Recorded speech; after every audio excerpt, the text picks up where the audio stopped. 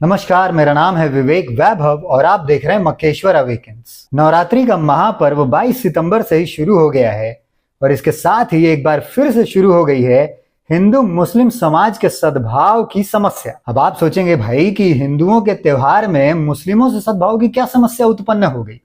और ये समस्या कोई यूनिक इस साल की नहीं है, बल्कि ये समस्या लगभग हर साल ही उत्पन्न होती है। तो हम इस पर विचार करेंगे कि समस्या क्या है, समस्या है भी कि नहीं है, और ये समस्या एक तरफा है या दो तरफा है। लेकिन इसके पहले ये समझ लेते हैं कि समस्या के केंद्र में है क्या। तो दरअसल विश्व हिंदू परिषद की नागपुर की इकाई ने एक घोषणा की है, घोषणा नहीं यूं कहें कि एक आदेश या निर्देश जारी किया है सभी गरबा और डांडिया के पंडालों के लिए। मतलब जो लोग भी नवरात्रि के आयोजन में गरबा और डांडिया का आयोजन करते हैं उनके लिए कि उनको गरबा और डांडिया किस प्रकार से आयोजित करना है। तो इसमें उनको निर्देशित किया गया है कि जो लोग भी इन गरबा पंडालों में आएंगे उनके लिए माथे पर तिलक लगाना, हाथ में कलावा बांधना, गोमूत्र का छिड़काव करना और घुसने के बाद देवी की पूजा करना, और घुसने के पहले गेट पे ही विष्णु अवतार वाराह की बहुत बड़ी प्रतिमा या फिर फोटो पोस्टर लगाए जाएंगे जिसकी पूजा करवाई जाएगी, उसके बाद ही एंट्री दी जाएगी। तो भैया ऐसा किस लिए किया जा रहा है और ये निर्देश क्या इसी बार दिए गए हैं? तो ऐसा नहीं है, ये निर्देश सिर्फ इस बार ही नहीं दिए गए हैं, ये निर्देश पिछली बार भी इंदौर के एक भाजपा कार्यकर्ता जिला अध्यक्ष के द्वारा दिए गए थे और इस बार फिर इसको विश्व हिंदू परिषद की नागपुर की इकाई ने इसको दोहराया है और निर्देशित किया है सभी गरबा पंडालों। लेकिन आखिर इसकी जरूरत क्यों पड़ रही है? गरबा पंडालों में तो हिंदू ही जाएंगे, हिंदुओं का ही त्योहार है, हिंदू ही देवी की पूजा करते हैं, आरती करते हैं, गरबा करेंगे, डांडिया खेलेंगे, उत्सव और त्योहार को मनाते हैं, भाई और कोई क्यों आएगा? पर जैसा कि हम ये देखते आ रहे हैं कि लव जिहाद की समस्या जो है वो देश में किस तरह से बढ़ती जा रही है और जो हिंदुओं के तीज त्योहार हैं उसको एक माध्यम बनाया जाता रहा है। और हाल के दिनों में ऐसी घटनाएं बहुत ज्यादा बढ़ी हैं, जैसे होली का त्योहार हो, उसमें भी मुस्लिम समाज के युवक जो है वो शामिल हो जाते हैं।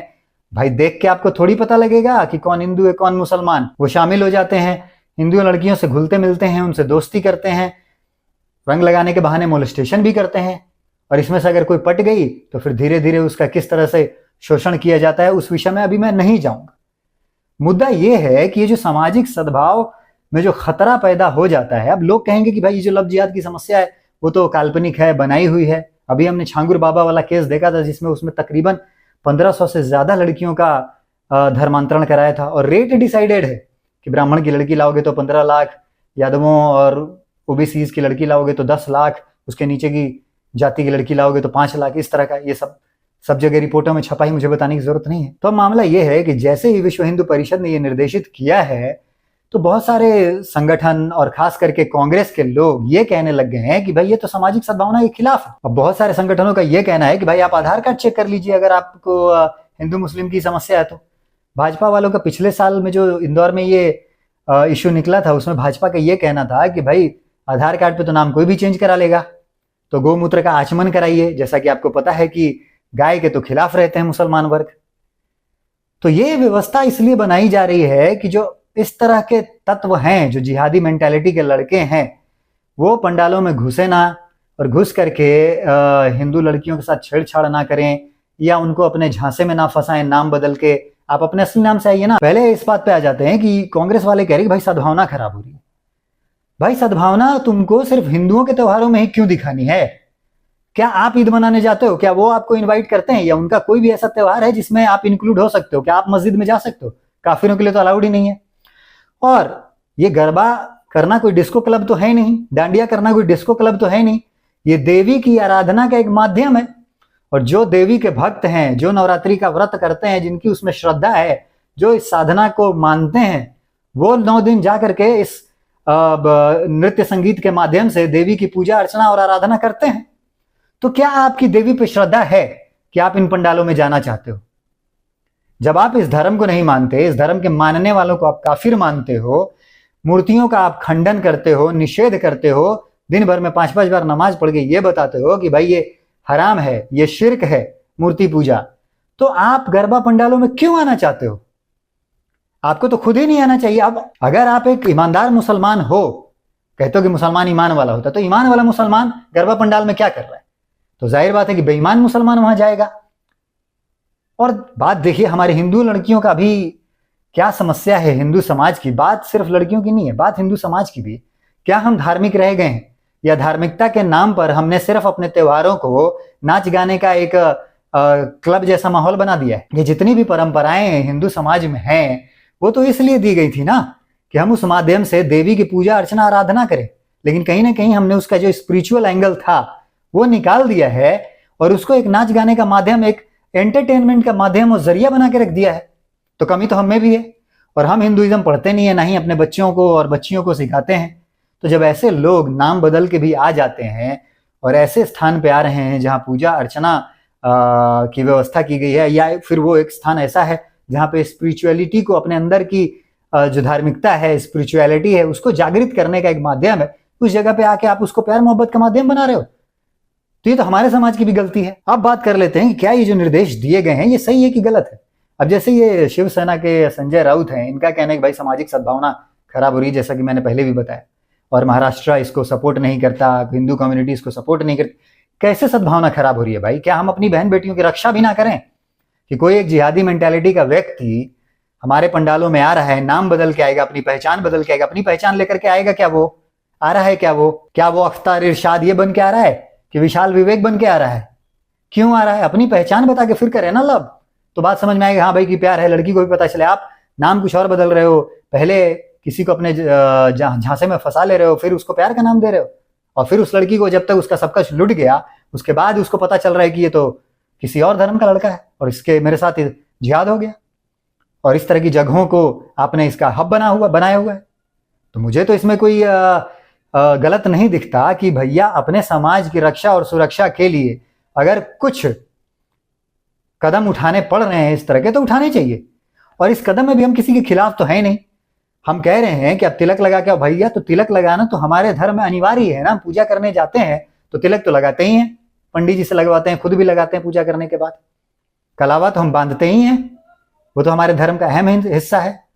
कलावा बांध के ही तो कसाब को भेजा गया था ताकि वो मारा जाएगा और बाद में इसका इल्जाम हिंदुओं पे लगा दिया जाएगा और सैफरन टेररिज्म नाम से नैरेटिव तैयार किया जाएगा।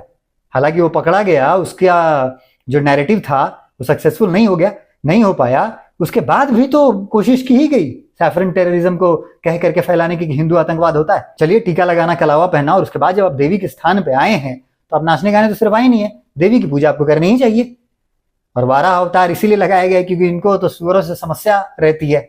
और 12 अवतार में तो भगवान विष्णु का जो शुकर अवतार था वही लेकर के उन्होंने हिरण्याक्ष का वध किया था और धरती को बचाया था उसके अत्याचारों से।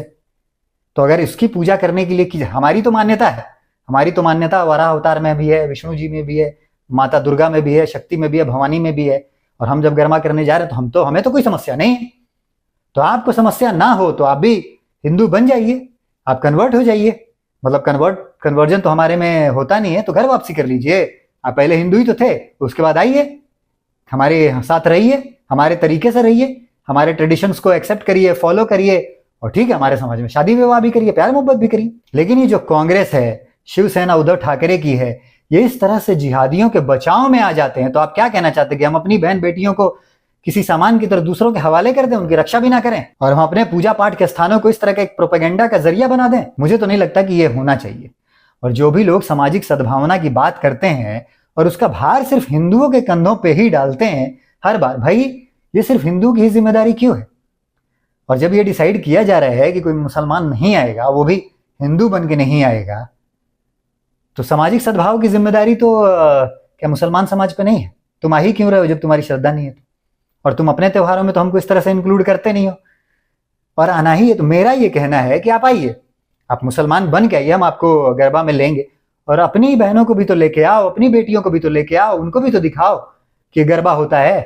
सामाजिक सौहार्द सिर्फ एक तरफा रहेगा क्या? जैसा कि डॉक्टर भीमराव अंबेडकर ने कहा था, आजकल ये जय भीम और जय मीम का नारा बहुत चलता है कि मुसलमानों और अम्बेडकराइट्स में बहुत दोस्ती है। ये उन लोगों में ही हो सकता है जिन्होंने अम्बेडकर को पढ़ा नहीं है।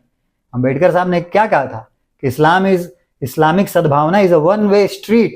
ये जो भाईचारा है सिर्फ एक वे स्ट्रीट है, कि मतलब उनके लड़के और तुम्हारी औरतें, तुम्हारे लड़के और उनकी औरतें नहीं।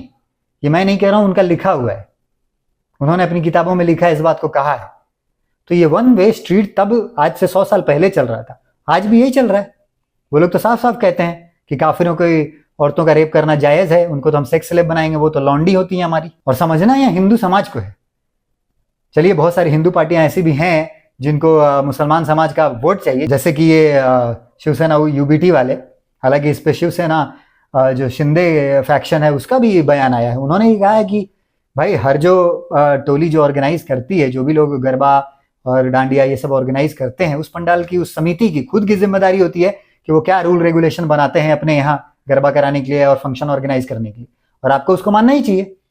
आप अपने हिसाब से थोड़ी इंप्लीमेंट करा सकते हो भाई। क्या आप अपने धर्म में कुछ चेंजेस करने के लिए तैयार हो क्या? आप अपने यहाँ प्रोग्राम कराते हो, उर्स का मेला वगैरह लगाते हो, तो दूसरों के हिसाब से कहते हो क्या कि सामाजिक सद्भावना बिगड़ जाएगी और ये हो जाएगा तो हम अपना रूल रेगुलेशन चेंज कर देंगे? ऐसा तो नहीं करते। तो फिर हमारे यहाँ जब ये रूल बनाया जा रहा है कि भाई टीका लगाना है, रक्षा सूत्र बांधना है, देवी की पूजा करनी है, वाराह को नमस्ते नमस्कार करके और तब अंदर जाना, और गोमूत्र का छिड़काव भी होगा, तो मत आओ ना। कांग्रेस वाले कह रहे हैं कि वीएचपी और भाजपा वाले हर जगह में धर्म लगाकर राजनीति कर रहे हैं। ये राजनीति कैसे है भाई? कि तुम्हारे घर की बहू बेटियों को कोई बहका ले जाएगा, वो राजनीति है? और उनको बहक जाने देने की आजादी कर देना, वो राजनीति है? कोई उनको छलावा करके, झूठ बोल के, ढोंग फरेब फ्रॉड करके फंसा लेगा और उसको रोकने के लिए कोई कदम उठाना, स्टैंड लेना, वो राजनीति है? मुझे लगता है कि हिंदू समाज को इस कायरता से और इस विकार से, जो सेक्युलरिज्म का विकार जो सिर्फ हिंदू समाज में ही भर गया है, इससे इनको बाहर निकलने की बहुत ज्यादा जरूरत है। आपने किसी मुसलमान को सुना है आजकल की सेक्युलर मुसलमान? आज तक नहीं। वो कहता है मुसलमान है, proud Muslim practising Muslim, proud Christian practising Christian, proud Sikh practising Sikh, Buddhist, Jain. ये हिंदू ही सेक्युलर क्यों है? और सेक्युलरिज्म और हिंदुइज्म का डेफिनेशन दोनों साथ में जा ही नहीं सकता। अब मैं कहूंगा मैं आदमी भी हूं, औरत भी हूं, ऐसा थोड़ी हो सकता है। हाँ ठीक है, मेरे अंदर फेमिनाइन एनर्जी हो सकती है, मैस्कुलाइन एनर्जी हो सकती है, वो ठीक है, लेकिन फिजिकली और बायोलॉजिकली तो मैं मेल हूं, दोनों तो नहीं हो सकता। तो सेक्युलरिज्म का तो मतलब होता है धर्मनिरपेक्ष, जो किसी धर्म में नहीं मानता। फिर कह रहे हिंदू, तो हिंदू है तो धर्मनिरपेक्ष कैसे है? धर्मनिरपेक्ष है तो हिंदू कैसे? तो ये बात तो पहले हिंदुओं को समझ लेनी चाहिए, और इसके साथ उन लोगों की राजनीति को भी समझना चाहिए जो ये कह रहे हैं कि अपनी बहू बेटियों को पिस जाने दो, उनके साथ फ्रॉड हो जाने दो, लेकिन मुसलमानों को अपने टेंट पंडाल में घुसाओ और गरबा करवाओ। मेरे विचार से तो लगता है कि जो हमारे ट्रेडिशन को एक्सेप्ट करने के लिए तैयार है, उनको अपनाने के लिए तैयार है, हमारे साथ आप मिलना जुलना चाहते हैं, बिल्कुल आइए, और एक तरफा मत आइए। क्योंकि गरबा जब होगा तो सिर्फ ऐसा तो नहीं है कि आपके समाज के मर्दों के लिए होगा, हमारे समाज के तो सब जाते हैं, आदमी औरत लड़के लड़कियां जवान बूढ़े सब जाते हैं, सबके लिए है। तो आप भी आइए ना, आप भी अपने यहाँ के जवान बूढ़ों को लेके आइए, आप भी अपने यहाँ के औरतों मर्दों को लेकर के आइए, अपनी बहन बेटियों को लेकर के, उनको भी दिखाइए, सम्मिलित कराइए, हम स्वागत करेंगे। 80% हिंदुओं के देश में हिंदुओं की विडंबना देखिए कि हमको अपने समाज की रक्षा करने के लिए ही कितने तरह के रूल्स रेगुलेशंस लाने पड़ते हैं, और उसमें भी जो हिंदू संगठन ही होते हैं या हिंदुओं की ही पार्टियां होती हैं वही इसका विरोध करती हैं। क्या लगता है आगे क्या हमारा समाज मतलब इस तरह से चल पाएगा या बच पाएगा? कितने दिन चल पाएगा? कहीं यही स्थिति तो नहीं हो जाएगी जो अफगानिस्तान में हुआ? आज मौजूदा देश में ये हालत है कि बहुत लोगों को तो पता ही नहीं है कि अफगानिस्तान कभी हिंदू देश हुआ करता था। तक्षशिला यूनिवर्सिटी वहां थी, चाणक्य वहां प्रोफेसर था इकोनॉमी का और फिलोसफी का। महर्षि चरक जिन्होंने आयुर्वेद की में बहुत सारे सूत्र दिए हैं आयुर्वेद के अंदर, वो वहां पे स्टडी करते थे, तो किसी को पता ही नहीं है। फिर पाकिस्तान मतलब 100 साल के लगभग 80 साल तो हो ही गए, हो सकता है अगले 100 साल में ये भी भूल जाएं कि वो भी हिंदू था, देश था कभी, आज मुसलमानों का देश है, और किस तरह से हम पे टेररिस्ट अटैक कर रहा है। तो क्या चाहते हो कि जो बचा हुआ भारत है, और क्या चाहते हो कि तुम्हारी बहन बेटियां लव जिहाद के चक्कर में फंस जाएं? अपने समाज की रक्षा करना हर समाज का कर्तव्य है, धर्म है, और अपने समाज की स्त्रियों का रक्षा करना भी हर समाज का धर्म है। एक समाज ऐसा है जो अपना धर्म पूरा निभाता है, वो अपनी लड़कियों को भी समझा के रखता है, बुझा के रखता है, धर्म का ज्ञान दे के रखता है, और किसी और धर्म के लोगों के साथ जुड़ने की परमिशन भी नहीं देता। और एक हम हैं जो हमारा समाज इतनी ज्यादा लिबर्टी और लिबरल हो चुका है कि हम धार्मिक रहे ही नहीं, धर्म के नाम पर सिर्फ भोंडा नाच गाना करते हैं, उसी को धर्म मान लेते हैं, ना हमको धर्म का पता होता है ना उसका ज्ञान होता है, और अपने बहन बेटियों को देने का तो सवाल ही पैदा नहीं होता। अगर आप मुझसे पूछेंगे तो मैं तो भाई विश्व हिंदू परिषद के इस निर्देश से और इस डिसीजन के पूरी तरीके से साथ हूँ। कैसा होना चाहिए, हमारे पंडाल में किसी भी इस तरह के अराजक तत्वों को घुसने की अनुमति नहीं होनी चाहिए, जो आ करके हमारी बहन बेटियों पे गंदी दृष्टि रखते हों, उनको पूज्य ना मान करके उनको हवस की दृष्टि से देखते हो और उनका इस्तेमाल करने के लिए एक फ्रॉड के माध्यम से उनको प्यार के जाल में फंसाने की कोशिश करते हो।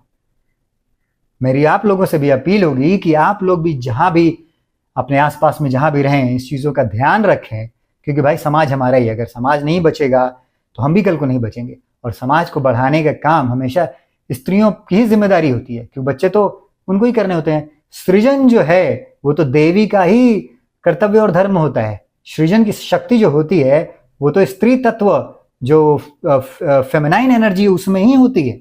और इसी का पर्व तो नवरात्रि है जिसको हम मना रहे हैं। तो हम देवी का पर्व मना रहे हैं, फेमिनाइन एनर्जी को सेलिब्रेट करने का पर्व मना रहे हैं। और जो हमारे घर परिवार गली मोहल्लों में जो फेमिनाइन है, स्त्री है, देवी है, उसकी रक्षा हम नहीं करेंगे क्या? और वो खास करके इस तरह के जिहादी मानसिकता वाले तत्वों से जो उनको हवस की दृष्टि से देखते हैं। मुझे लगता है कि हम सबको इस बारे में जागना चाहिए और ये जिम्मेदारी अपने अपने कंधों में, अपने अपने समाज के अंदर, अपने अपने आसपास के गली मोहल्लों में उठानी चाहिए। आपसे भी निवेदन है कि आप भी उठाइए और आप अपने जो विचार हैं इस विषय में, आपसे अनुरोध है कि वो भी हमें कमेंट करके बताइए। और इस तरह की कोई घटना, दुर्घटना जो आपकी नज़र में कभी आई होती हो, उसको भी हमें कमेंट करके बताएं, ताकि हम उस पर भी केस स्टडी करके आगे हम उसको अपने वीडियोस में इंक्लूड करेंगे। ये विषय अगर आपको अच्छा लगा है तो हमारे चैनल को लाइक करें, सब्सक्राइब करें। आपको लगता है कि ये विषय और लोगों तक भी पहुंचना चाहिए तो इसको उनके साथ शेयर भी करें। ये वीडियो अंत तक देखने के लिए बहुत बहुत धन्यवाद। मिलते हैं इसी तरह की किसी नेक्स्ट इन्फॉर्मेटिव वीडियो में, तब तक के लिए नमस्कार।